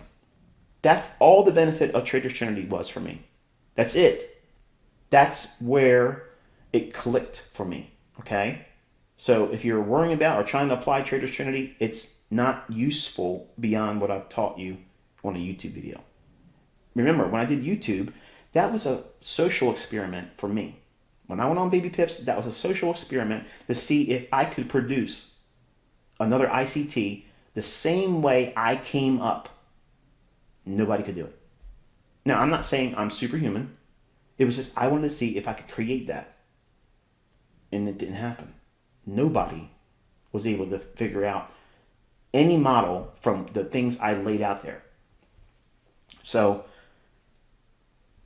take that for whatever it's worth. It may not be worth anything to any of you, but it was just my curiosity to see if I could create a monster, Frankenstein monster, taking strangers with just the information I had in the order I received it. Would it create the same outcome I have with myself? And it never happened. And here we are, we're 11 years later. So if it was going to happen, it would have happened. But anyway, I could keep going on and on and on. Probably some of you are thinking, man, I wish you weren't so talkative now. It was better when you were doing those short videos, ICT. But just know that the benefit of releasing personal struggles that you're creating for yourself here, the ability to do that is a skill set that won't be fully appreciated until you get used to doing it. And what do I mean by that? Give yourself permission to not need to know right now. You're not going to know everything as fast as you want to know it. And warm up to that idea. And I promise, I swear to you, in every fiber of my being, I promise you, years from now, you're going to look back at the things that you were so obsessively worrying about that's held you back. You're holding it in your hands. I need to figure this out, and I'm going to crack this. And the whole time, you're wasting valuable development time that will probably answer that very thing you're worrying about right now by default. Because you're not obsessively worrying about it, you're allowing your brain to relax about that thing like a stone in your shoe. No matter what's going on, you could be dancing with your spouse. If there's a rock in your shoe, you can't enjoy that dance. You're not going to be thinking about the song and trying to remember that memory of this whole event. You're like, man, this damn thing's hurting my foot. I got to get it out of here. I got to stop dancing. So it's like that. And you really think about it, you're probably nodding your head thinking, it's disabling. It's like mental paralysis. And it makes you feel toxic towards me, towards the content, towards the concepts, because you feel like it's broken when you are placing the wall or barrier right in front of yourself. All you have to do is walk around it. It's like a prison cell. The door is closed, but it's not locked. You keep telling yourself it's locked. You just open it up and walk out. Go do something else in the mentorship. That thing that you're worried about probably is just stealing your development. And you're doing it to yourself. Everybody does it. Everybody does it. And it's just a matter of how long do you stay like that before you make a change and resume learning. That's the only thing I can do for you. I can't fix it for you. I'm just telling you what it took for me to change and what it's done for other people. And apply it to everything else in your life, not just here. If you're constantly worrying about something, the only thing that got me through the night before my surgery was reading. If I had placed my mind on something else, I couldn't be worrying about the fear of getting put under anesthesia. I wasn't worried about the pain. I wasn't worried about the swelling, which I knew was coming. Not as much as it did, but the only thing I could do is distract myself, and to the point where I couldn't hold my eyes open. And I got about 45 minutes of sleep the night before. If I wouldn't have read, I probably would have been a wreck. I can't tell you much about what I read. But at least I was distracting myself, for the time until my eyes got heavy enough for me at least to get 45 minutes of sleep. Our brains are very powerful, folks. And that powerful brain can be an effective deterrent to you succeeding, or it could be used as a powerful engine to grasp on success and do it with an enjoyment with a sense of accomplishment and just appreciation if you do it right. And when I talk to you and I give you drills and exercises and things or approaches to doing this, I'm not trying to just fill up video time. I'm giving you things that I had personal experience with that were effective for me, that other students have used and it was effective for them. And it's worth trying them. Just like when I teach how to manage coping skills when you're having anxiety attacks. When you're in these trades and you eventually put live funds in, when you make that decision, you're gonna have an anxiety attack. Okay, it's gonna happen. You're gonna have a panic attack, and it's gonna feel like you're having a heart attack. It's gonna feel like you're having a stroke. It's gonna feel like you're gonna pass out, throw up, shit your pants. It's gonna feel like all that stuff. It's gonna feel like the world's closing in on you, and it's probably a $10 per pip trade that means absolutely nothing in terms of your whole entire career, but the outcome you've elevated it to, it's life or death. And you're gonna feel so silly 10 minutes after the panic attack passes. And you'll be questioning yourself, what the hell just happened to me? And some of you will question whether or not you're losing your mind. And here's where the kicker is. Some of you will look at that panic attack and it will paralyze you and you won't want to take another trade, even if the trade was profitable. I know that feeling intimately. So you don't know what you're going to deal with, and you have to take it as it comes. But knowing what you're looking for, this is what I look for. These are one of the patterns and why I like teaching Model 6 and Model 7 in this particular pattern. That stage of the market structure, that's the thing I'm trying to convey to you as a mentorship student. That's the thing that repeats all the time. It's always there. What do you think I'm talking about when I say every week, every day, and it won't stop? It's this. It's not order block. It's not breaker. It's not optimal trade entry. It's that right there. That's the thing. That's the thing that repeats every week, every day, and it will not stop. My challenge to you is start digging for it, looking at it. And then when you see it in hindsight, frame out why it took place on a higher time frame above the one you see it forming on. And then what does it look like in a higher time frame above that one? And you'll start to see this stuff and it'll start making sense to you because you're going in with an idea of studying for a particular pattern with a purpose. Why does this keep forming? What time is it forming? How much is the range it's reaching for? Well, if it's your entry here or here on redistribution, it's trading down here. Isn't that a respectable amount of range? That's 10, 20, 30, 40, 50, 60 pips from here. 70, 80, 90, 100 pips from up here. Like that's way beyond 50 to 75 weekly objective. So how do you look for these one shot, one kill, Michael, that offer that 50 to 75 pips? It's got to offer a draw on liquidity from where I think it's going to enter for a redistribution or distribution on the market maker sell model.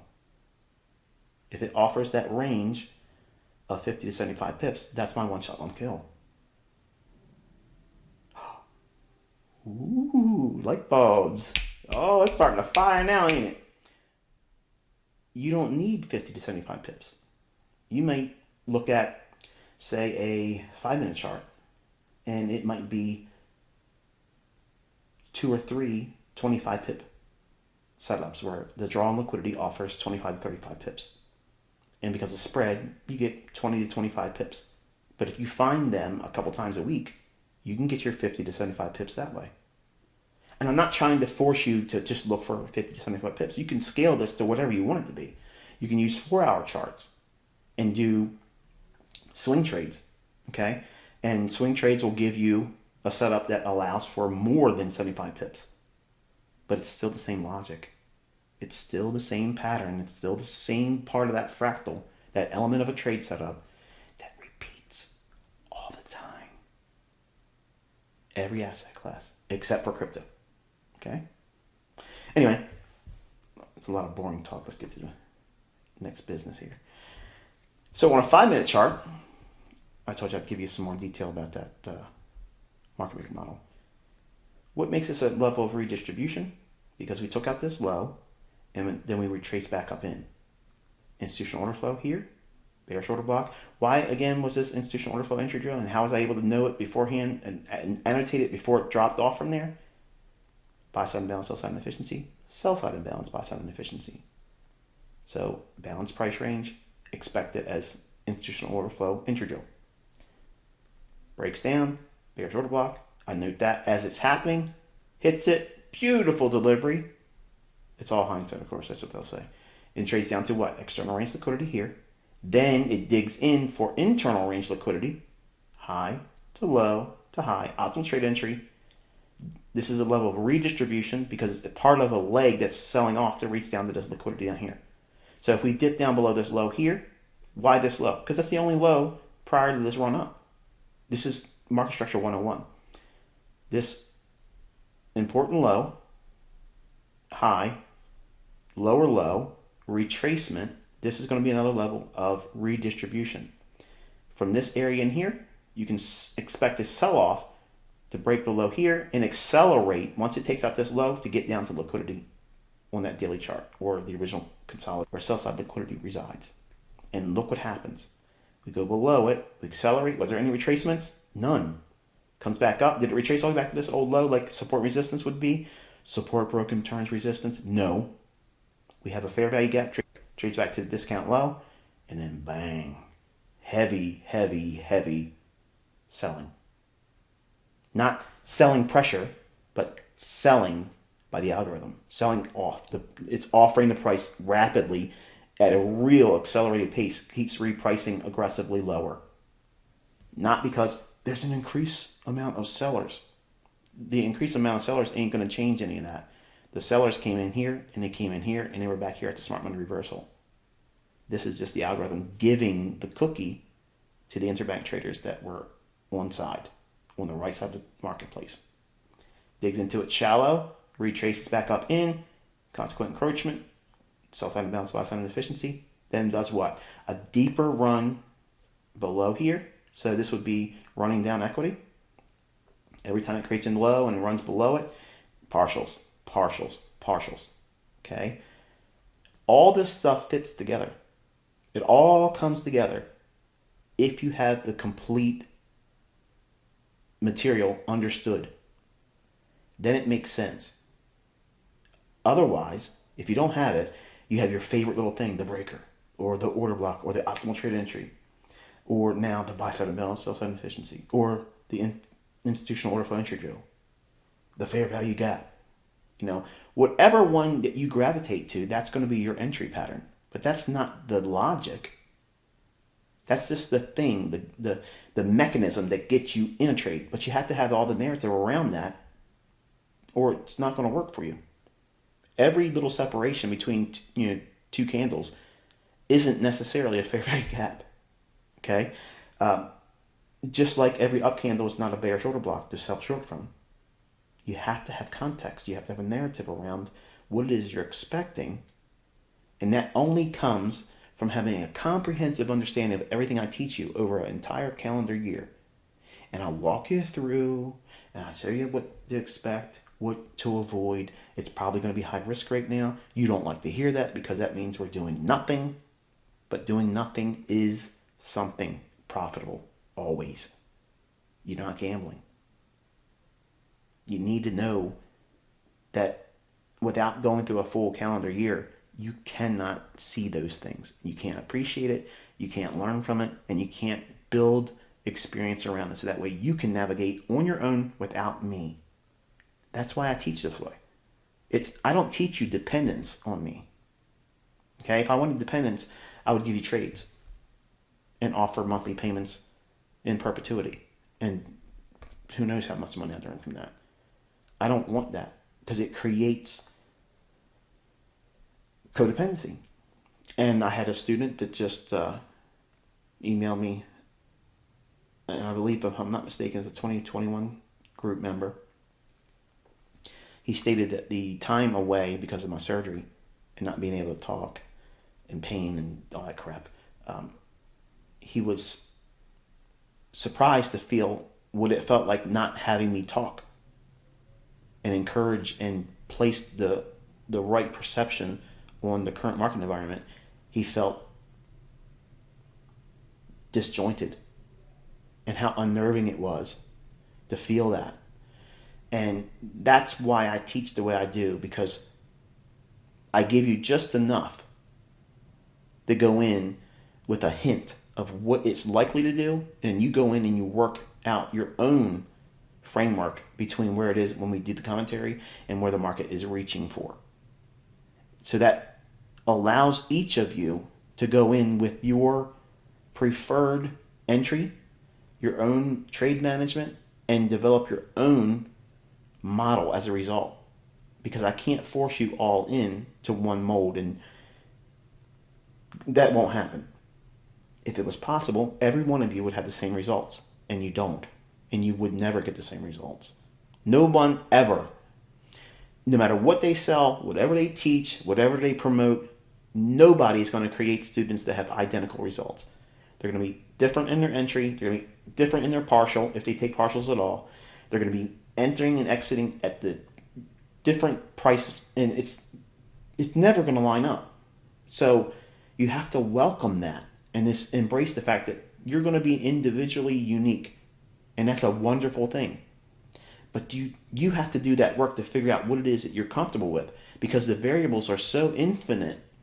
I cannot sit down with a community this large and help you individually do this discovery, okay? I give you skills, drills, and exercises and lessons to help you determine what that is for yourself. If you apply yourself diligently, if you don't do that, you're not going to get it, okay? And it's not because of a lack of trying. It's not a lack of me not giving you what you require, because you've already got way more. Month 1 is enough. YouTube was enough. But I keep pouring on more details for precision, and you're struggling on things that probably are not as paramount to you as you've made them out to be. And that, again, just take your shoe off, remove that rock, so you can keep walking forward into the next content. All right, finally, good grief, we got off that British pound chart. NASDAQ 100. All right, so we came down and closed in all of the buy side and balance, sell side and efficiency. Went a little bit deeper in here, down to this indecisive candle here. And we came up, filled in this small little gap. And I personally think that the likelihood is we could potentially trade higher. I'm not trying to pick a top, as I mentioned when we were doing this idea, going short last week. That trying to pick a top is stupid. We've never been here before. This doesn't necessarily mean that we've topped. And I think this imbalance, which we'll see on the hourly chart here, that's this imbalance here. I did not extend it out in time, but you should have it on your chart here. If we trade up to it here and sell off, as long as we're below this, we have a potential to go lower. I don't favor that. I'm favoring the higher time frame bullishness. I personally believe that if we get above it, which I'm expecting this week, if we get above it and come back down into this range, act as support, then we could see a run into that 16,500 level and maybe even higher than that. In other words, running above this low resistance liquidity run signature here with the lower high here to that. A lot of folks are looking at this as the top of the marketplace. There's a lot of channels I like listening to that are not technical channels. They're just like the average mom and pop type channels, real small type things that are really of no importance. Just personal haunts that I've gone to and I've looked at over the years. And these aren't traders. These are people that say, oh yeah, the stock market's getting ready to crash. They've been saying it's going to crash since September. So I'm laughing because you all know that that's when we're looking for the seasonal low to form between September and November. Oh, it's last week of August to the first week of November or thereabouts. So somewhere inside that area of time, we look for a seasonal low. Yes, there's a technical likelihood of a sell-off when it's bearish. We're not in a bearish market. They keep sending these stocks higher into levels that are unrealistic and they're unwarranted. But as long as the trend is what it is, you got to keep taking the buy signals and trusting it. And that's the hard thing to do, especially when you're in levels like this where I get so many people that are outside the mentorship and inside the mentorship asking, where do I think these indices are going to go? I don't know. Who the hell would know that? Nobody. There's no way to formulate that except for like taking this low to that high and projecting your fib extensions on that. That's all I can do, and that's how I did. That's how I did the levels on Bitcoin, and it just happened to work pretty good. Not perfectly. I mean, they went like 2,000 points below it, but it struggled at 62,000. Then recently, last week, it pumped up and made a slightly higher high, but it's struggling to hold under those highs. I would have liked to seen it continue higher. So we might be seeing some kind of intermediate term high forming on Bitcoin, just as an added benefit and extra charge. Again, I'm not a crypto guy. I'm not right a lot with that. So bear that in mind. I'm not trying to tell you what to do with your crypto, but I think personally this framework here warrants the expectation of a higher high. And until proven otherwise, what's the line in the sand? This imbalance. We might be just coming back up here. And if it rolls over, then we'll be looking for a run below that low there. But I personally would expect NASDAQ to go higher and obviously the other indices making higher highs. We're bullish as long as the averages confirm one another and they're making higher highs together. So we're getting ready to go into December. Do we get the Santa Claus rally that typically takes place when bullish markets are in force? That means the last little bit of market activity for the year, it just tends to rally into the last few days of the year. I believe that's going to be the case, especially if we get above these highs and really start to spread, with a lot of volatility. I would prefer and expect also a high forming if it goes parabolic. And what do I mean by that? Let's assume for a moment, and we're done with this video. Let's assume that we trade above this high, okay? And we do so with 4 to 6 huge range days that are up closing on the daily chart. That's parabolic. That means they're just rushing to deliver the highest premium they can. That right there would be suspect to me. And if I owned stocks that were seeing really exorbitant price moves in my favor, I would be dumping them in that type of move, because that type of move is parabolic. That type of move is typical of a top forming. I don't see any of that in here. Okay, so to me, this looks like it's just retracing, correcting. I even told you last week that a down close or even two is constructive for the overall uptrend. It just allows the market to go down to a short-term discount, pick up more liquidity. It's interesting how they went down to that small little fair value gap there. Boom. Now we've rallied up. I'm expecting your focus, like mine, is here. Until proven otherwise, that's what I'm looking for NASDAQ 100 for the week. And obviously the Dow and E-mini S&P. So that's going to be it. I gave you a long one. And yes, my mouth is hurting. And I'm probably going to be regretting it tomorrow.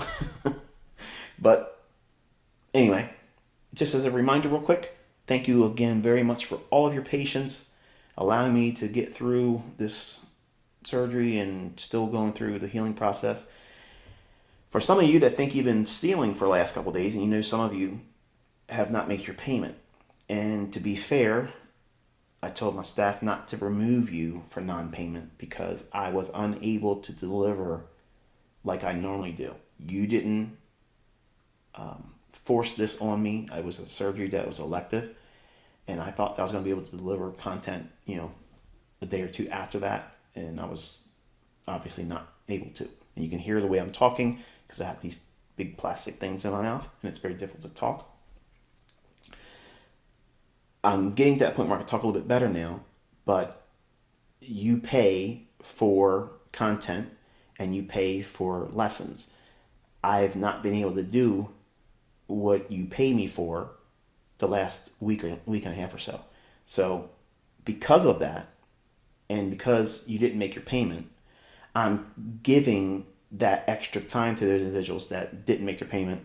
I know some of you emailed our staff and said that you're probably not going to be able to make the payment, until the last few days of the month. That's normal. That's usually what happens with everyone. But I'm giving this till next Friday. If you obviously haven't made your payment for November by next Friday, in all fairness, I will ask the staff to take you out of the mentorship until you make your payment, but you would have to make it by December 1st to avoid being removed. Okay, I think that's fair. I think that's fair on both sides because, again, you paid, and I was unable to, not unwilling, unable to. I physically couldn't do it. So because of that, and it's something I put on myself. It wasn't like I got sick. Like I did this to myself for an improvement, and I couldn't meet that expectation that I placed in terms of what you would reasonably receive from me. So that's the reason why you didn't get thrown out yet. Okay, we didn't forget you. You didn't slip through the cracks. It's just a matter of I want to be fair. And some of you said that you can't make the payment and you don't know when you're going to make the payment again because of your personal circumstances. You still are going to be allowed here till next Friday. But again, if you don't make the payment by next Friday, on Saturday of next week, and we will remove anyone that didn't make their November payment. Okay. So again, it was a gesture on my part to try to fill in that void that I was unable to meet as your mentor because you paid, and now I'm giving that back in terms of the time for those individuals that didn't make that. For everyone else that did make their payment, thank you very much. I don't really know what to say. I can't give you anything extra because obviously you're already here and you're meeting the obligations that were expected of you. It was just my shortcomings because of not being able to meet the demand that I would normally have because of the impediment of not being able to do anything really, not sleep, not eat, not anything. It's been a mess, but I'm improving, praise God. And hopefully we'll be back into the groove of things on Monday. And until I talk to you then, enjoy your weekend and be safe.